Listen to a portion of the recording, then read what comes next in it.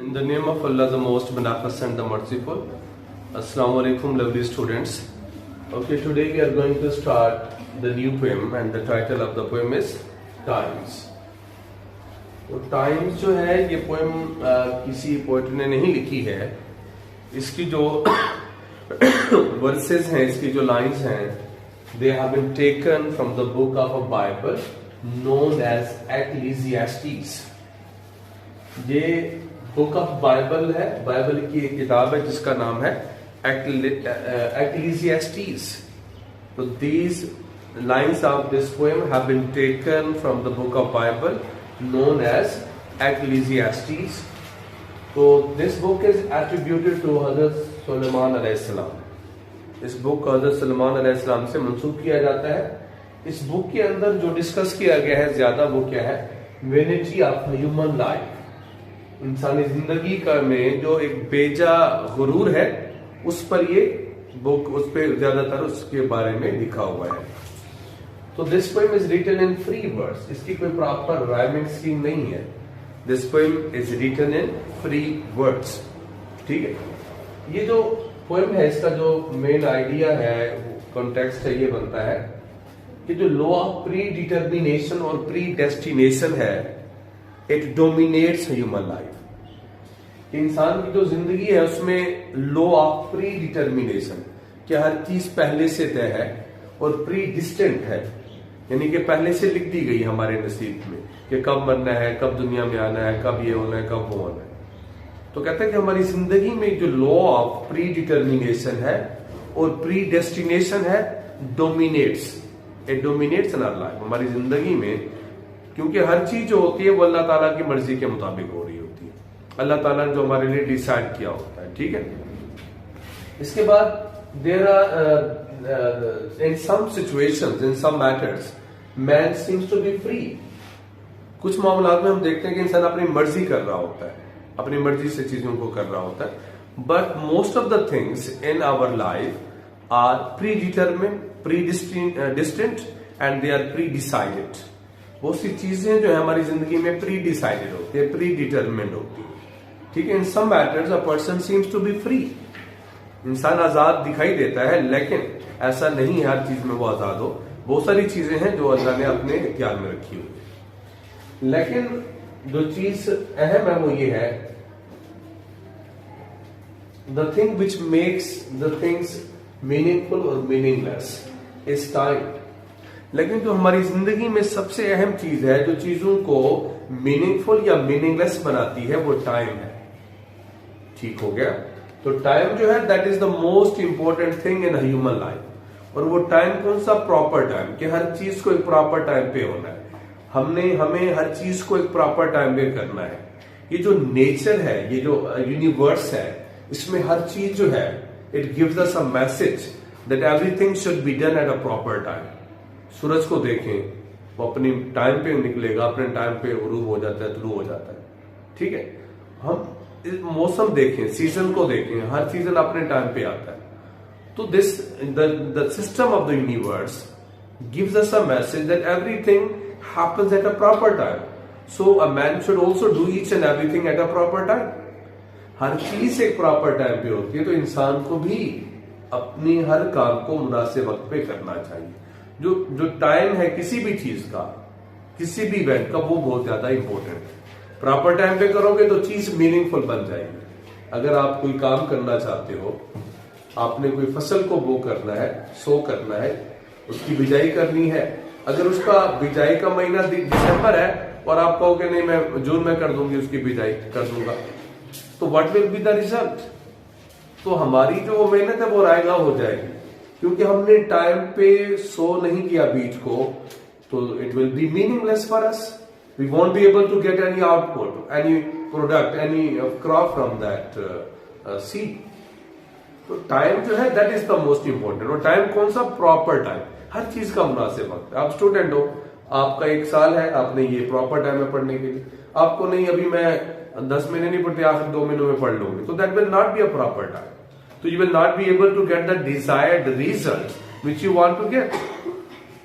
तो message of this poem is that everything is predetermined, pre-decided, pre-arranged by Allah Almighty, and a man should try to do each and everything which he can do in a and he should do in a proper way. ठीक है? To look at the poem, कहते हैं to everything there is a season. हर चीज का एक season है, मकसद है, मौसम है, and a time to every purpose under the heaven. Under the heaven mean in this world, in this universe, इस कायनात के अंदर, इस दुनिया के अंदर हर चीज का मकसद है, ठीक है, और वो चीज जो है वो अपने टाइम पे होती है. And a time to every purpose under the heaven. A time to be born, पैदा होने का भी एक वक्त है. A time to die, मरने का भी एक वक्त है.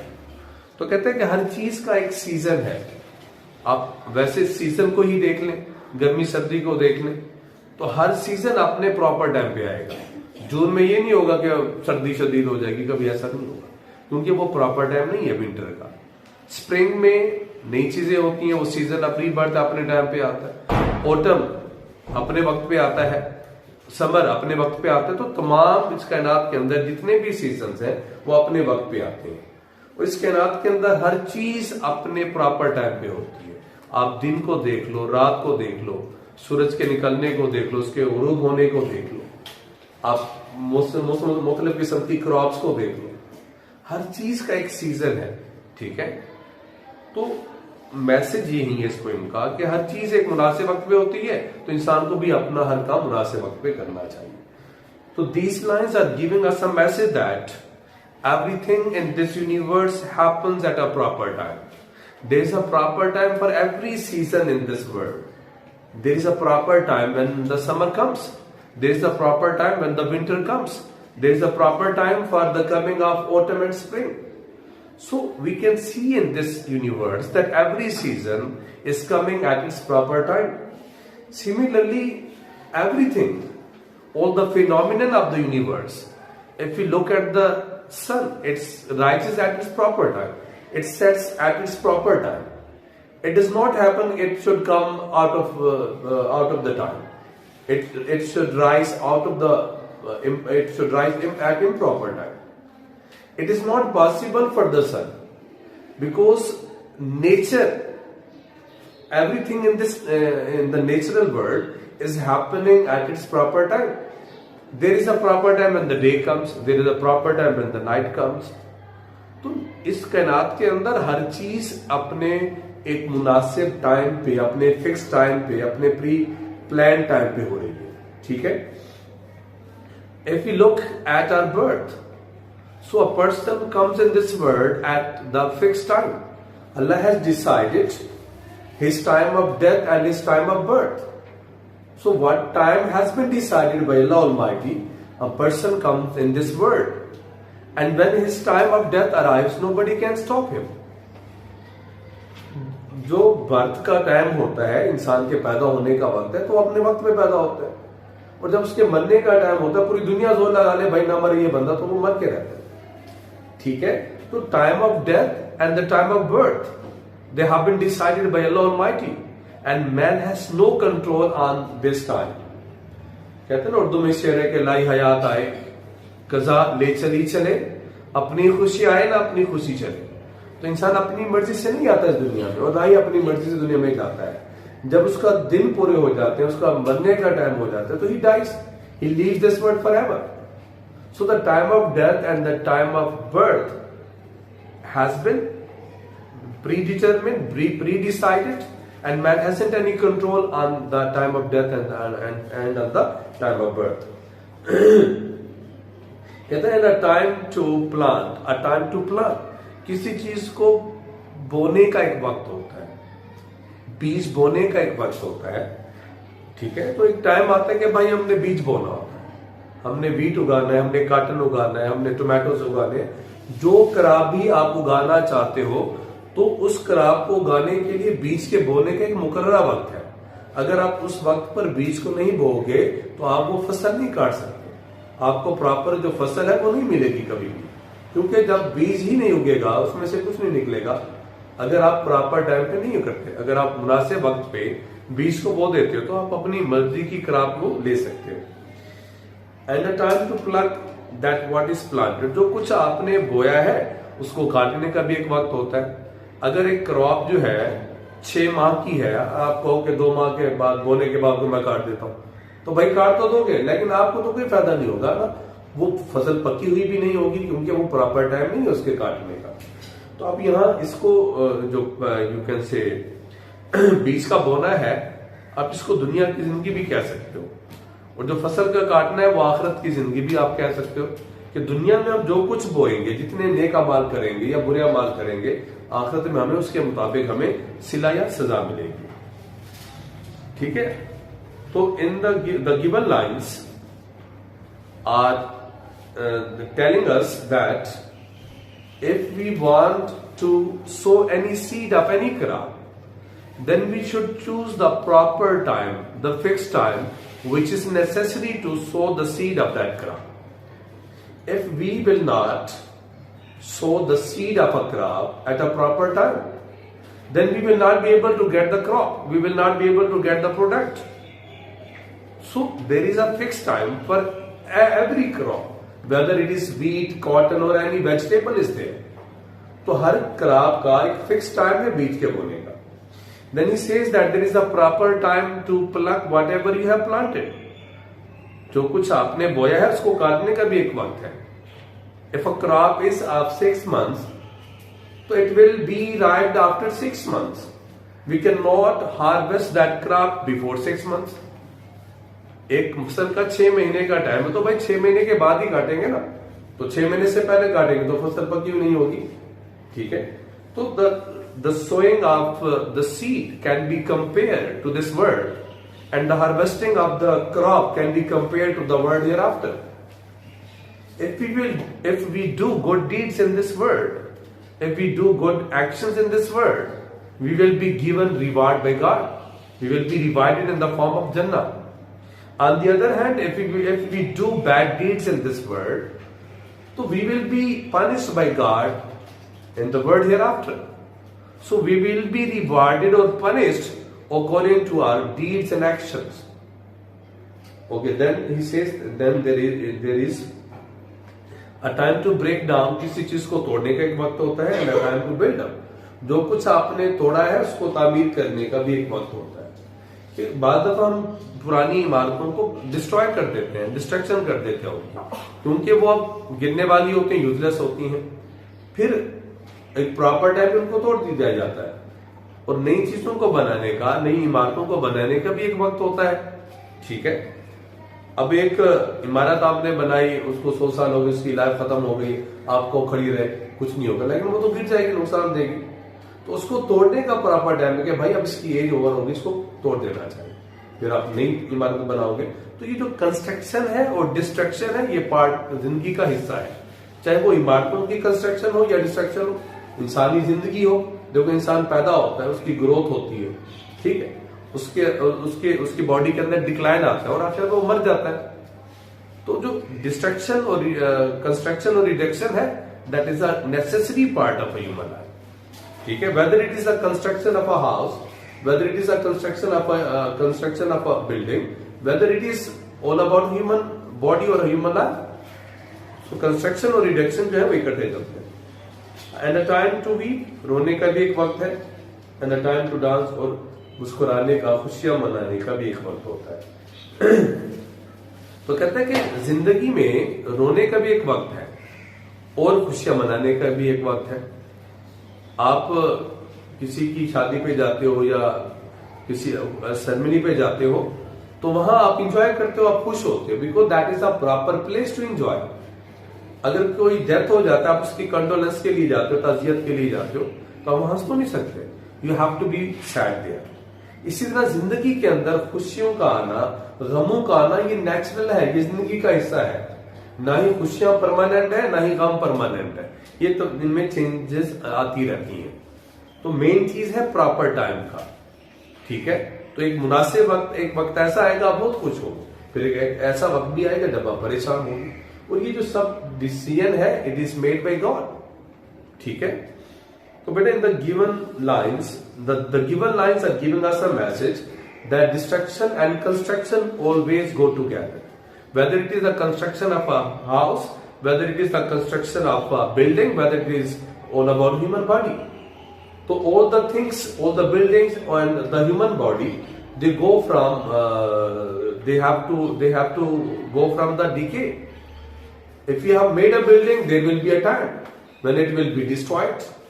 If there is a human body, a man is born and after that there is a growth, then there comes a decline and in the end he dies.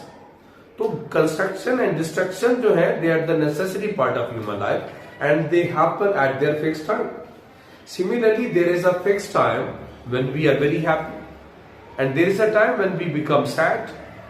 So there isn't any permanency, not in the happiness, not in the sadness. There is a time when we are happy and there is a time when we are sad. So they don't remain permanent. ये permanent नहीं रहते. ठीक हो गया? So the thing that is important is that when we are to happy, when we are to be happy and when we are to be sad. If we have gone on a wedding ceremony, then there is a proper time to enjoy, to be happy. And we have gone, if we have gone on a death ceremony of anybody, then we have to be sad there. Got it? So it is, everything has a fixed time. A time to cast away stones, पत्थर फेंकने का भी एक वक्त होता है. A time to gather stones together, जो पत्थर आपने फेंके हैं उनको इकट्ठा करने का भी एक वक्त होता है. ठीक है, यानी कि आपने कुछ तोड़ा है, ठीक है, तो अब तोड़ दिए तो जो गंद पड़ा है, रिमेन्स है, उनको फेंकने का एक वक्त है, आप उसको फेंक दोगे. फिर एक वक्त आएगा कि आपने कुछ बनाना है तो आपको फिर दोबारा वो पत्थर चाहिए होंगे, वो ईंटें चाहिए होंगे, वो चीजें चाहिए होंगी. ठीक है, तो in these lines, these lines are telling us that there comes a time when you have to throw the stones, and there also comes a time when you have to collect the stones which you have thrown. If you can understand it in this way, after the harvesting of a crop, there is remaining of the crop is there, that is in the form of sticks. तो you clean the fields, आप खेतों को साफ करते हो in order to sow the seed of another crop. दूसरी फसल का आपने बीज बोना है, तो पहली फसल को का जो आपने फसल काट दी है, जो पीछे बच गया है, जो रिमेन्स हैं, डिब्री है, उसको तो आपको साफ करना है. ठीक हो गया? तो इसका मतलब ये भी, इसका मतलब आप ये भी ले सकते हैं कि एक टाइम ऐसा आता है कि हमें दोस्तों से रिलेशन बनाना पड़ता है, हमें अच्छे फ्रेंड रिलेशन बनाना पड़ता है. समटाइम्स हमें उन रिलेशन से अवॉइड करना होता है. These lines also give us a message. There is a proper time, there is a fixed time when we are to make friendship, when we have to have friendly relationship with others. There also comes a time when we have to avoid having friendly relations with others. A time to embrace, किसी को गले लगाने का भी एक वक्त होता है. embrace होता है हग करना. हग भी करना इसका मतलब एक्सेप्ट करना भी है, कबूल करना. A time to refrain from embracing, और गले लगाने से बाज रहने का भी एक वक्त होता है. refrain mean abstain, परहेज करना. तो यहाँ embrace का मतलब गले लगाना भी है और embrace का मतलब एक्सेप्ट करना भी है. refrain from embracing का मतलब हग, इसको to avoid hugging भी है. it also means to reject, इसका मतलब रिजेक्ट करना भी है. ठीक है. A time to get, कुछ हासिल करने का भी एक वक्त होता है. A time to lose, कुछ खो देने का भी एक वक्त होता है. जिंदगी में बाद लम्हे ऐसे आते हैं कि हम बहुत सी चीजें हासिल कर लेते हैं लाइफ में, हम प्रॉफिट हासिल करते हैं. बाद दफा ऐसा होता है कि हमें नुकसान हो जाता है. तो जो प्रॉफिट और लॉस है ये भी जरूरी हिस्सा है जिंदगी का. ठीक है, लेकिन ये अपने अप्रोप्रिएट टाइम पे, फिक्स टाइम पे होते हैं. Okay, this lines are giving us a message that there is a fixed time when you have to hug someone and there is a fixed time when you have to avoid hugging someone. In fact, these lines are telling us that there comes a time when we have to express our love with other people, and the best way to express a love is to hug someone else. And sometimes we have to have a control on ourselves and we avoid expressing our love for others. We have to avoid. Similarly, you can also say there comes a time when we have to accept the things and there comes a time when we have to reject the things. sometimes we have to accept the new innovations, new changes which are happening in the world, and there comes a time when we have to avoid those innovations or those changes which are occurring in the world. But the thing that is important is the proper selection of a time. You should know when you have to accept something, you should know when you have to reject something. You should know when to exchange the words of sympathy with others, and when you have to avoid exchanging the words of love or sympathy with others. So there is a fixed time when you get a lot of profit, and there also comes a time when you have to lose something, you have to face loss. So जिंदगी में profit और loss जो है, that is also necessary part. All the things happen at their fixed time. The thing that is important is that a time to cast away, फेंकने के लिए एक वक्त होता है चीजों को, and a time to rent, और उन्हें सीने का भी एक वक्त होता है. A time to rent का मतलब होता है सीना, ठीक है, स्टिचिंग करना. A time to sew, और चीजों को फाड़ने का, चीरने का भी एक वक्त होता है. क्या कहता है कि चीजों को फाड़ने का भी एक वक्त होता है और चीजों को सिलाई करने का भी एक वक्त होता है. देखो, आपने अगर एक सूट बनवाना है, नई ड्रेस बनवानी है, तो ज़ाहिर है आपको कपड़े को फाड़ना पड़ेगा, काटना पड़ेगा, फिर जाके आपको वो ड्रेस मिलेगी. इसी तरह इसका मतलब आप ये भी ले सकते हो, आप हजरत यकूब अलैहिस्सलाम थे, ठीक है, जब हजरत यूसुफ अलैहिस्सलाम पता चला कि वो नहीं है, तो उन्होंने अपने कपड़े फाड़ दिए थे. ठीक हो गया, उनके मातम में, उनकी गम में रोने लगे थे, तो इसका रेफरेंस वो भी हो सकता है. ठीक हो गया. तो ये this line is giving us a message that there is a fixed time when you have to rent something, you have to tear something, and there comes a time when you have to sew. You have to SEW मतलब sew, सीना, कि आपको चीजों को सीना पड़ता है. ठीक है. If we want to make some new dress, automatically we will have to tear the cloth. अगर हमने नया सूट बनाना है तो हमें पुराने को या नए कपड़े को फाड़ना पड़ेगा. तो दिस रेफरेंस में B to Hazrat you can say Jacob अलैहिस्सलाम, who tore his clothes when he came to know about the death of Hazrat Yusuf अलैहिस्सलाम. ठीक है. A time to keep silence, खामोश रहने का भी एक वक्त होता है. A time to speak, बोलने का भी एक वक्त होता है. ठीक है. तो अभी ये जो बोलना है या चुप रहना है, इसके लिए विजडम चाहिए, अक्लमंदी चाहिए. एक इंसान को पता होना चाहिए कि कब उसने बोलना है और कब उसने चुप रहना है. अक्सर आप ये सुनते हो कि silence is gold and speech is silver, कि जो बोलना, खामोश रहना है वो सोने की मानद है, और जो बोलना है वो चांदी की मानद है. यानी खामोश रहने की ज्यादा अहमियत है. लेकिन ये हर सिचुएशन में ये जरूरी नहीं है. समटाइम्स जुल्म होता है, ज्यादती होती है, तो आपको बोलना पड़ता है, आपको अपने हुकूक के लिए बोलना पड़ता है. लेकिन जो अहम चीज है वो ये है कि आपने ये देखना है कि बोलना कब है. बाद दफा आपको दूसरों से हमदर्दी के लिए बोलना पड़ता है. आप उसका चुप रहें तो अच्छी बात नहीं है. किसी को इंसाफ दिलवाने के लिए बोलना पड़ता है, गवाही देने के लिए बोलना पड़ता है. बाद दफा आपको चुप रहना पड़ता है, क्योंकि वो चुप रहने का मुनासिब टाइम होता है. वजह इसके कि हम फजूल बातें करें, दूसरों की बैक बाइटिंग करें, बुरा भला कहें, तो बेहतर कि हम खामोश रह जाए. तो यानी कि जो सिलेक्शन है कि whether we are going to be silent or whether we are going to speak, it requires wisdom. A person should know the appropriate time when he has to speak and when he has to be silent.